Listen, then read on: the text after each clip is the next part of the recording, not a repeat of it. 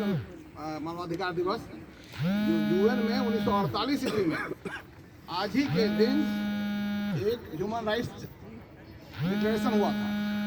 उसी के आधार पर पूरे विश्व में ये ह्यूमन राइट्स का मूवमेंट चला।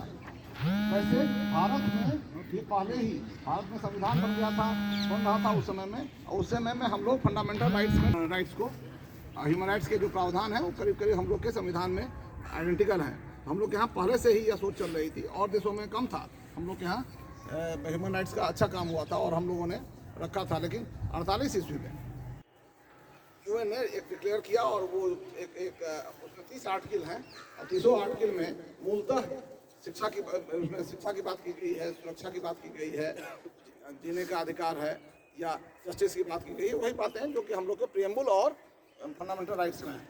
आज हम लोग उसी की स्मृति में यह दिवस मनाते हैं। और हम लोग का आज महत्वपूर्ण क्या है, आज के समय अभी विश्व में धन का संचय करने के लिए और टेक्नोलॉजी बढ़ा है, टेक्नोलॉजी बढ़ा रहे हैं हम लोग, और धन भी बढ़ाने में लगे हुए हैं और एक दूसरे को दबोचने में लगे हुए हैं।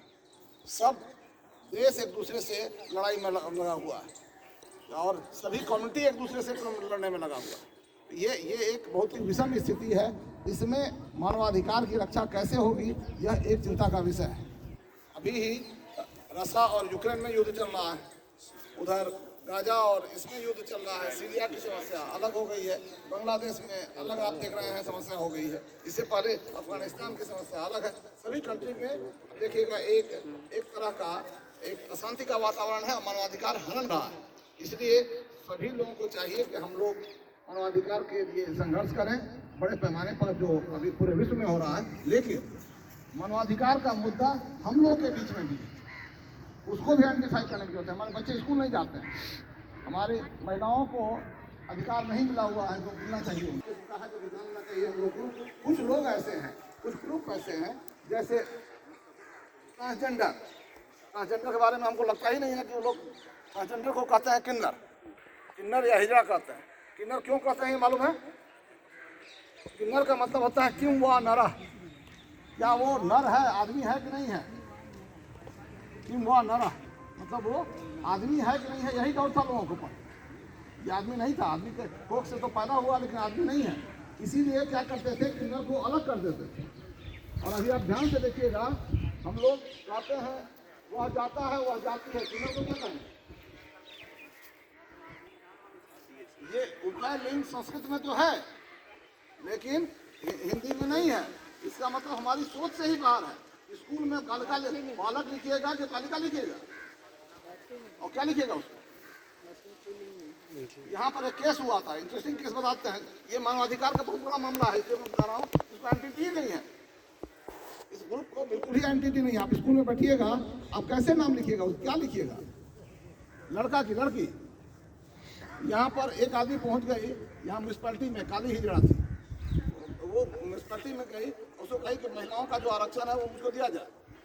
एक बार तो जीत भी गई, दूसरी बार लोगों ने ऑब्जेक्ट कर दिया कि तो महिला नहीं है। तो कहा कि हम तो पुरुष भी नहीं है, अब डिसाइड कीजिए क्या करना है। तो उसका मामला लटक गया। उसी के बाद से होते होते फिर अब सुप्रीम कोर्ट ने आप खैर इस चीज़ को सेटल कर दिया। लेकिन ये उन लोगों के एंटिटी का प्रश्न है और वो मानवाधिकार का बहुत बड़ा प्रश्न है। आपको मालूम है कि ये जो किन्नर होते हैं या हिजड़ा होते हैं, क्यों आपके यहाँ घर पर जाते हैं जब बच्चा पैदा होता है? कभी सोचा है? कभी लगता ऐसा नहीं है। वो इसलिए आते हैं आपके यहाँ, ये ध्यान से सुन लीजिए सब लोग और जानना भी चाहिए। वो इसलिए आपके यहाँ आते हैं ताकि ये सर्टेन कर सकें जो बच्चा पैदा हुआ है वो किन्नर तो नहीं है। अगर वो किन्नर है तो अपने साथ ले जाएंगे अपने कम्युनिटी। उनकी कम्युनिटी होती है, उनके यहाँ शादी भी होती है, उनके यहाँ सब कुछ रहता है। बच्चा को गोद लेते हैं, जो ये किन्नर आएगा नया उसको गोद लेंगे, वो उनको पढ़ाई लिखाएंगे, सब चीज़ करते हैं वो लोग। उनकी सोसाइटी अलग है। तो ये इसीलिए वो आते हैं, आपके यहाँ ले जाते हैं। अगर बच्चा नॉर्मल निकला तो आपको इसलिए आपको सर्टिफिकेशन का आप कुछ पैसा देती है, इनाम देती हैं उसको। तो सर्टिफाई कर दिया कि ये किन्नर अब नहीं है, तो वो आपको छोड़ के चला जाता है।